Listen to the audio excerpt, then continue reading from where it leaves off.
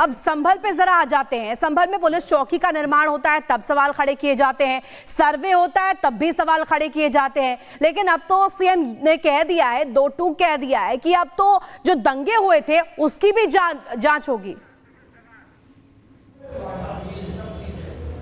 जी बिल्कुल जांच होगी। एक एक तथ्य जो भी सामने आया है, जिसने पत्थर चलाए हैं, जिसने गोली चलाई है, जिसने इन लोगों की हत्याएं की हैं, आपस में जिस प्रकार से वहां पर पठान और तुर्क आपस में लड़े हैं, और उनका वास्तविक तौर पे एक एक सीसीटीवी सामने है और सबको सामने लाके उनको सजा देना बहुत जरूरी है। नहीं तो ये मानने वाले हैं नहीं, इनको जब तक सजा नहीं मिलती है। और अभी भाई साहब बोल रहे थे, समाजवादी वाले खान साहब, कि जो हमारे मौलवी, जो उनके मौलवी साहब है वो बीजेपी के एजेंट है, तो निकाल दो भैया बाहर।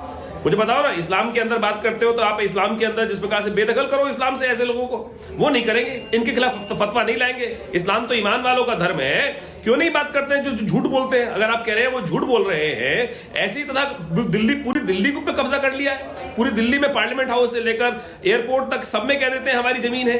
कर्नाटक के अंदर आप बोलो कि जो खेती कर रहे थे इतने सालों से लोग, उसको कह दिया।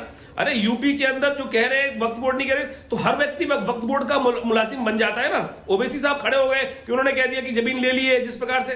तो ये पूरी तरह से ऑर्गेनाइज्ड है।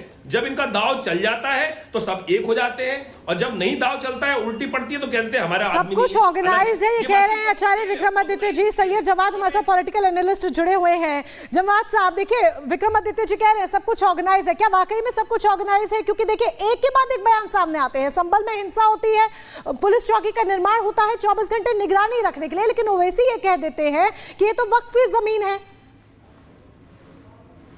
जी बहुत बहुत शुक्रिया आपको और आपके सभी दर्शकों को मेरा जय हिंद, जय संविधान।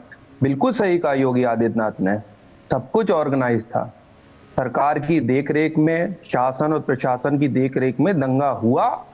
अधिकारियों का सबसे बड़ा फेलियर था, और अगर नैतिकता होती तो मुख्यमंत्री योगी आदित्यनाथ का इस्तीफा हो चुका होता।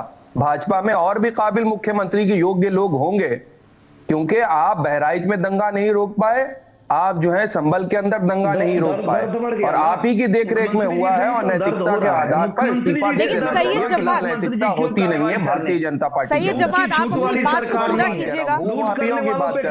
करने वाली सरकार है। मुख्यमंत्री जी जब बोलते हैं तो दर्द बढ़ जाता है। एसएन सिंह जी, आप अपनी बात को रखिएगा, लेकिन सैयद जवाद जी आप अपनी बात को पूरा कीजिए। बस मुझे बता दीजिए कि संभल में सांसद किसका है, विधायक किसका है,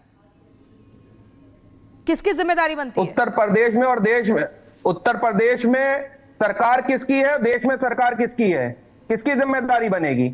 तो सांसद और विधायक की कोई जिम्मेदारी नहीं है? भारतीय जनता उनकी जवाबदेही नहीं बनती है? दूसरी सरकारों में कार्रवाई नहीं होती थी। उनको सिर्फ बिजली के बिल शून्य लाने हैं। रिश्तेदार थे बरसा, वो कहते थे यहाँ पुलिस। मैडम आपका उत्तर प्रदेश में ये देखिए चारों बोलने लगे हैं, बोलो। सब अभी सब चुप रहेंगे, सिर्फ सैयद जवाद जवाब देंगे। कार्रवाई हो रही है। सैयद जी मुझे बस ये बताइए, सांसद और विधायक किसका था और उनकी जिम्मेदारी क्या बनती है?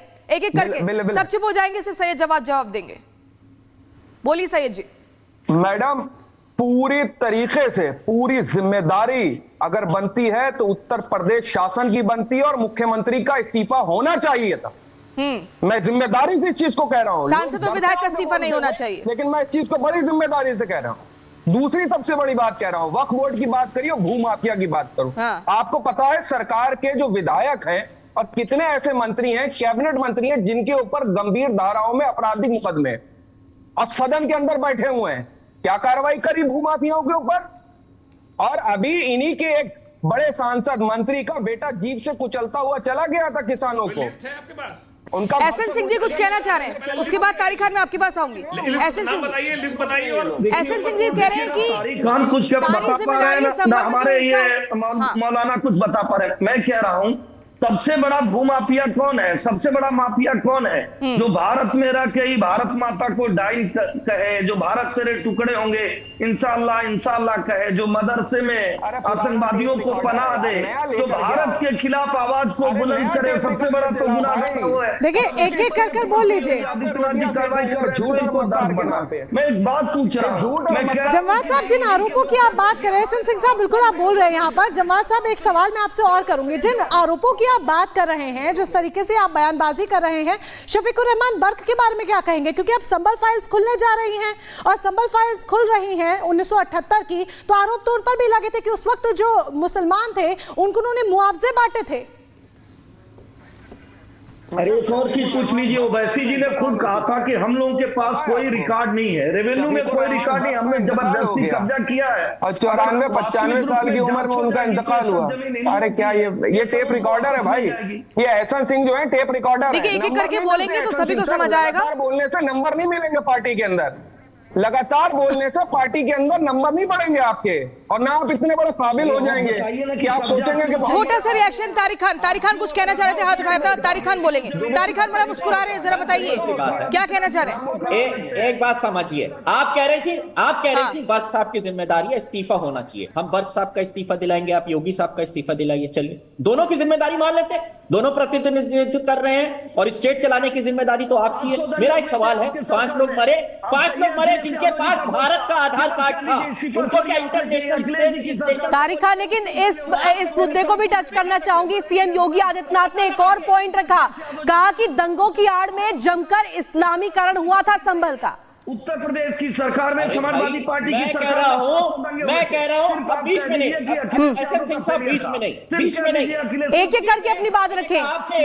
समाजवादी पार्टी की सरकार भाई लगातार बोलने से विधायक नहीं बनोगे आप। फेलियर था, रामपुर का दंगा, कानपुर का दंगा, सहारनपुर का दंगा। सही कह रहे थे, जब आप लगातार बोलोगे तो विधायक बन जाओगे या राज्यसभा में आवाज थोड़ा डाउन करनी पड़ेगी। पीसीआर थोड़ा आवाज प्लीज सभी के भी डाउन कर दीजिए, एक एक करके बोलेंगे तभी बात क्लियर हो पाएगी। तारिक खान आप अपनी बात करिए, उसके बाद एहसन सिंह जी आपके पास आएंगे। बोलिए। सॉरी मैम, बोलिए। मैं ये कह रहा हूं मैम, सरकार की जवाबदेही ये है मैम कि लोग मरे, किसने मारा? आपने कुछ लोगों को गिरफ्तार किया, आप कह रहे हैं लोग आपस में लड़ गए। ये थ्योरी बिल्कुल बोगस है, बेकार है, कोई इस पर विश्वास नहीं करेगा। किसी ने तो मारा, किसने मारा? हमारा आरोप यह है कि पुलिस ने लोगों को मारा। हम लगातार ये बात कह रहे हैं और उन पुलिस वालों को सजा देनी चाहिए। आप उनको किस आधार पर यह आरोप है? आधार बताइए, आधार बताइए किस आधार पे?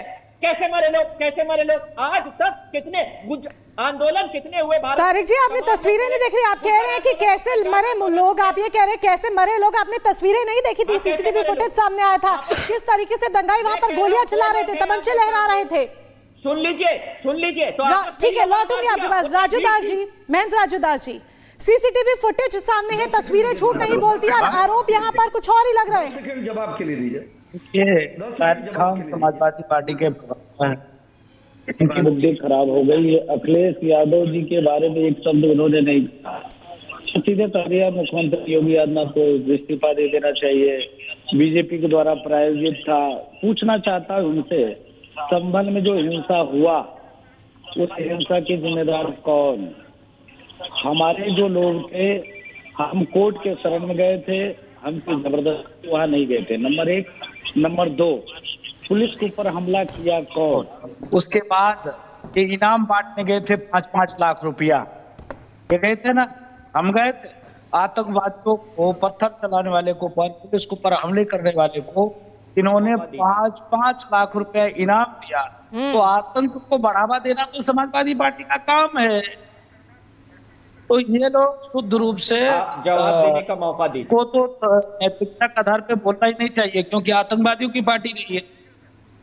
ठीक है, तो ये शुद्ध रूप से योगी जी के ऊपर आरोप लगा रहे हैं। 10 सेकंड में जवाब दे दूंगा। जल्दी 10 सेकंड में तारिक खान, जल्दी 10 सेकंड में। सर्वे हो रहा है क्या भारत में पहली बार सर्वे हो रहा है? 11 में सर्वे हुआ, कोई दिक्कत नहीं हुई। उसके बाद विष्णु शंकर जैन हजारों लोगों के साथ नारा लगाते हुए जाते हैं वहां पर, इसलिए बवाल होता है। हम इस बात को कह रहे हैं, इससे पहले भी सर्वे हुआ है क्या? ये पहली बार सर्वे हो रहा है और ये पुलिस प्रशासन का फेलियर है। अगर वहां पर नहीं, वो कह रहे हैं, महंत राजू दास कह रहे हैं 5 लाख रुपए का इनाम क्यों दिया गया था। चलिए, आप सभी का बहुत शुक्रिया हमारे साथ